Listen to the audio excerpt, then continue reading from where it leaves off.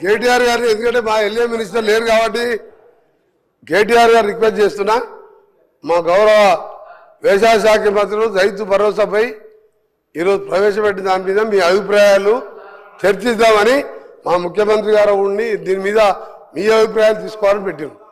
వారు ఎన్నిసార్లు electricity పోయిన్లు, irrigation పోయిన్లు, మేనిఫెస్టోకి పోయిన్లు, ఇవన్నీ మేము అదే ఫస్టే చెప్పిన ఎల్ఏ మినిస్టర్ లేరు కాబట్టి మీరు చాలా మంది సార్ మా దాంట్లో కూడా చాలా మంది సభ్యులు మాట్లాడాలి, సిపిఐ వారు మాట్లాడాలి, బీజేపీ వారు మాట్లాడాలి.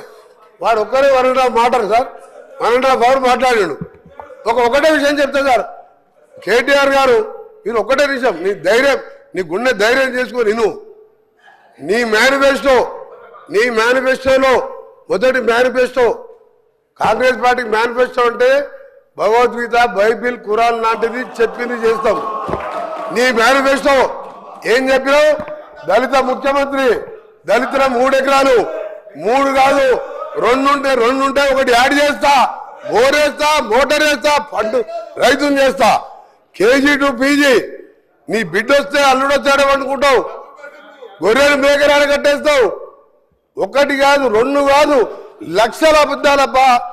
ప్రపంచంలో ఏ నాయకుడు, ఏ పార్టీ కూడా అంత బోగస్ మేనిఫెస్టో ఇయ్యాడు. 2001లో అధ్యక్ష నేను ఉద్యోగంలో 2001లో కొండా లక్ష్మణ్ బాబు దగ్గర ఆఫీస్ పెట్టినప్పుడు ఒక మాట అన్నాడు, ఆ రికార్డు తీద్దాం, 10 లక్షల దారు ఉంటాయి. దళితులు ముఖ్యమంత్రి చేయకపోతే నా మెడ మీద తల ఉండదు అన్నాడు. ఏం మాట్లాడుతున్నారు మీరు? అబద్ధాలకు బ్రాండ్ అంబాసిడర్లు. నువ్వు మాట్లాడు, రైతు భరోసా గురించి మాట్లాడు, రైతు భరోసా మీద చేయి. మీరు అడగకుండా ఇవాళ 2 లక్షల రూపాయల రుణమాఫీ 25 లక్షల మందికి. భారతదేశంలో చిన్న రాష్ట్రమైనా అప్పులు చేసినా మీరు ఇవాళ ఒక్కొక్క పైసా కాపాడుకుంటూ 25 లక్షల మంది రైతులకు ముఖ్యమంత్రి గారు ఒక్కసారే రుణమాఫీ చేసిండు. ఒక విధంగా ఇంకా ఎన్నో కార్యక్రమాలు చేస్తున్నాం, ఇవన్నీ మీకు తెలుసు.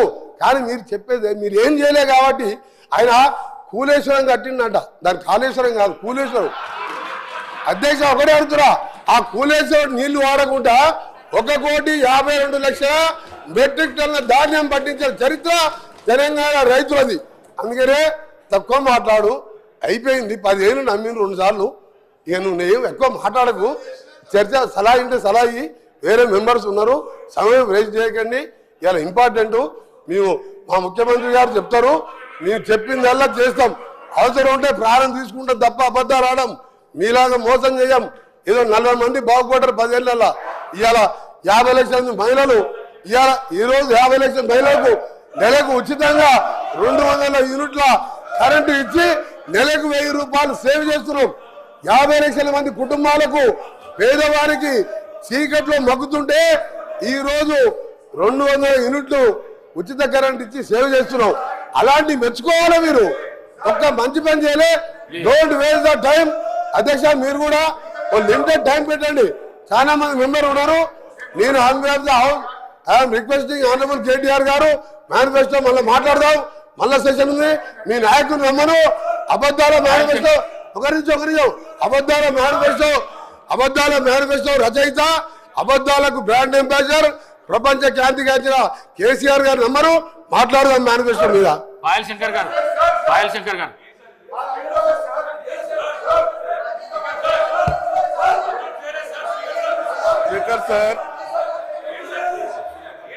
స్పీకర్ సార్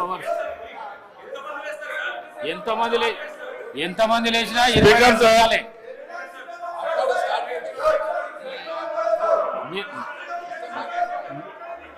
అధ్యక్ష మీరు రైతు భరోసాలో 5 minutes లా కంప్లీట్ చేస్తా అంటే చేయండి, లేకుంటే మైక్ కట్ చేసేస్తాం.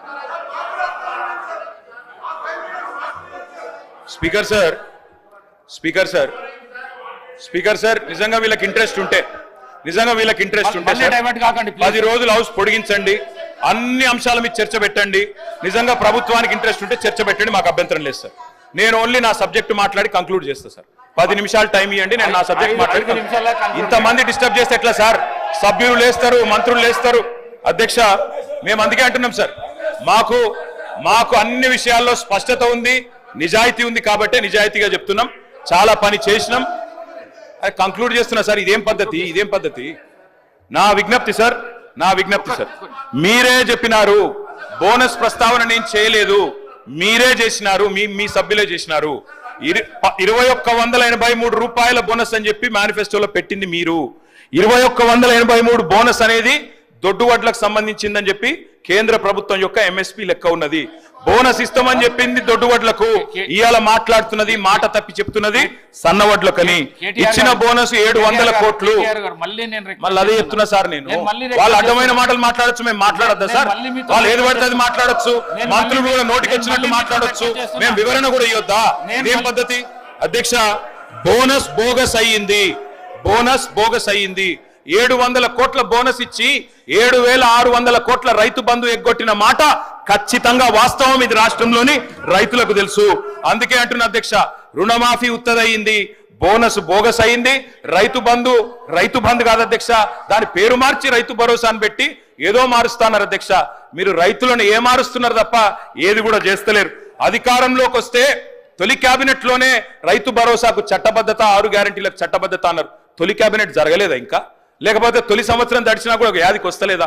మీ రాహుల్ గాంధీ గారు చెప్పిండ్రు, ఏడబైంది మాట అని అడుగుతున్నాం అధ్యక్ష. ఇంకొక మాట అధ్యక్ష, ఈ కాంగ్రెస్ పరిపాలనలో గత సంవత్సర కాలంగా రైతు బతుకుకు భరోసా లేదు, రైతు భూమికి భరోసా లేదు.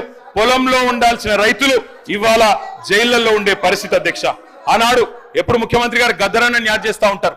గద్దరన్న ఒక మాట చెప్పిండు అధ్యక్ష, దుక్కులు దున్నే రైతులకు బేడీలు ఎందుకురో అని పాట పాడిండు అధ్యక్ష. ఇవాళ గద్దరన్న బతుకుంటే ఖచ్చితంగా ఆ పాట మళ్ళా గజ్జగట్టి పాడుతుంది అధ్యక్ష. చివరిగా నేను ఈ ప్రభుత్వానికి చేసే విజ్ఞప్తి ఒకటే, రైతు బంధును యథాతథంగా కంటిన్యూ చేయండి, ప్రజలకిచ్చిన మాట తప్పకండి. ఎట్టి పరిస్థితుల్లో